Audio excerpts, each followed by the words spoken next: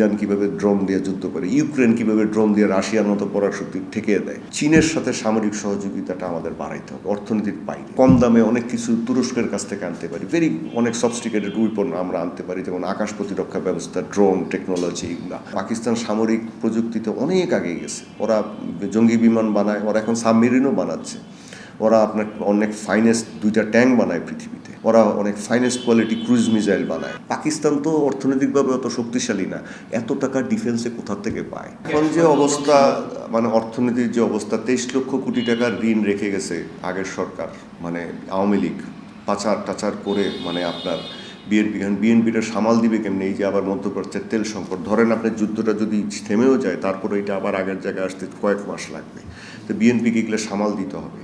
তারপরে ধরেন দীর্ঘ 17 বছর বিএনপি ক্ষমতায় ছিল না, এদের মধ্যে অনভিজ্ঞতা কিছুটা আছে, মানে এত অভিজ্ঞতা, অনেক অভিজ্ঞ লোক নাই এখন। আবার আপনি ধরেন এই যে অনেকে সমালোচনা, এখানে বসালে এখানে বসালে, আরে ভাই, লোকজন তো সব শেষ করে দিয়েছে, অনেক কিছু নাই, আপনি এখন আবার তো তৈরি করতে হবে। তাহলে এতদিন ধরে এরা রাষ্ট্রযন্ত্রের বাইরে ছিল, তো এদেরকে আবার তো আনতে শিখাইতে সময় লাগবে, তো এটা একটা বড় সমস্যা।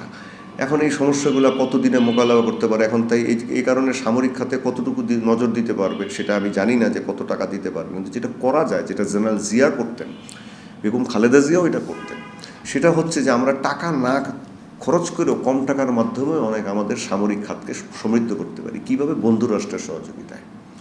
আমাদের মতো ক্ষুদ্র দেশকে টিকে থাকতে গেলে আমাদের যে অবস্থা, তাতে আমরা এত টাকা ব্যয় করতে পারবো না। এখন তো পৃথিবীর মানে মানে মানে যুদ্ধের ডাইমেনশনও অনেক চেঞ্জ হয়েছে। আপনারা দেখছেন যে ইরান কিভাবে ড্রোন দিয়ে যুদ্ধ করে, ইউক্রেন কিভাবে ড্রোন দিয়ে রাশিয়ার মতো পরাশক্তি ঠেকিয়ে দেয়। তা আমাদের সম্পর্কটা রাখতে হবে, তৈরি করতে হবে মার্কিন যুক্তরাষ্ট্রের সাথে। আমাদের একটা ডিপ্লোম্যাটিক এবং একটা নিরাপত্তার ছত্রছায়া মার্কিন যুক্তরাষ্ট্রের বাংলাদেশের জন্য থাকতে হবে। এটা এই মার্কিন বিরোধিতার হুজুগ তুলে এটা নষ্ট করা যাবে না, এটা আমাদের থাকতে হবে, মনে রাখতে হবে। মার্কিন যুক্তরাষ্ট্র থেকে আমরা সবচেয়ে বেশি গার্মেন্টসের টাকা পাই, রেমিটেন্সও পাই মার্কিন যুক্তরাষ্ট্র থেকে সবচেয়ে বেশি, এবং মার্কিন যুক্তরাষ্ট্র এখনও পৃথিবীর 1 নম্বর পরাশক্তি। তাদের ছত্রছায়া মানে বাইরে গেলে আমাদের ক্ষতি হবে।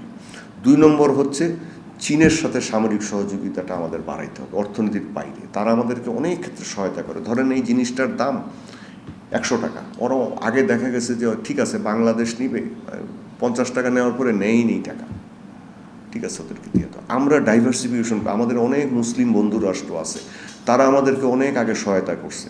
আমরা অস্ত্র কিনেছি, আরও টাকা দিয়ে দিয়েছি কিছু কিছু করে, এগুলো কেউ অনেকে এগুলো অন্য জিনিস।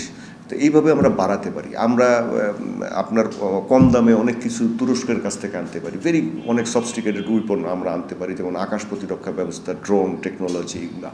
আমরা পাকিস্তানের কাছ থেকে অনেক সামরিক সহায়তা পেতে পারি, কারণ তারা অনেকেই জানে না, পাকিস্তান সামরিক প্রযুক্তিতে অনেক আগে গেছে, ওরা জঙ্গি বিমান বানায়, ওরা এখন সাবমেরিনও বানাচ্ছে, ওরা আপনার অনেক ফাইনেস্ট 2টা ট্যাঙ্ক বানায় পৃথিবীতে।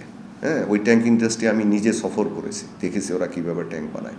ওরা অনেক ফাইনেস্ট কোয়ালিটি ক্রুজ মিসাইল বানায়। তারপরে যে গোলাবারুদ আমরা ব্যবহার করি, আমরা একই কামান ব্যবহার করি, চাইনিজ কামান, পাকিস্তানও একই চাইনিজ কামান ব্যবহার করি। ওই সমস্ত গোলাবারুদ আমরা পাকিস্তানের কাছ থেকে খুব কম দামে আনতে পারি, যেটার ব্যবস্থা জেনারেল জিয়া করে দেখেছিলেন। আওয়ামী লীগ আমলে এটা আনা হয়। এভাবে আমরা খরচটা কমায়া কিন্তু জিনিসগুলা বাড়াইতে পারি, বুঝছেন? আপনি যদি মানে অনেক দেখা গেছে যে বেগম জিয়া ধরুন একটা মুসলিম দেশকে রিকোয়েস্ট করেছেন যে আমার এইটা দরকার, কিছু হেল্প করো, ওরা কিন্তু করেছে। সেই সম্পর্কটা তৈরি করলে কিন্তু আপনার টাকা খরচ না করে সম্পর্কের ভিত্তিতে অনেক কিছু করতে পারেন। পাকিস্তান তো অর্থনৈতিকভাবে অত শক্তিশালী না, এত টাকা ডিফেন্সে কোথা থেকে পায়? পারমাণবিক অস্ত্র এত বানায় কীভাবে? ওদের পারমাণবিক বোমা এই ইন্ডিয়ার থেকে বেশি কীভাবে বানায়? There are some mechanisms, you can follow that.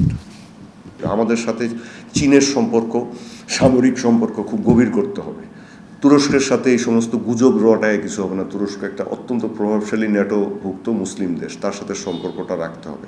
কারণ তুরস্ক আমাদেরকে অনেক ভালো ভালো অস্ত্র দিতে পারে, ওরা অনেক সুন্দর ভালো ভালো অস্ত্র তৈরি করে।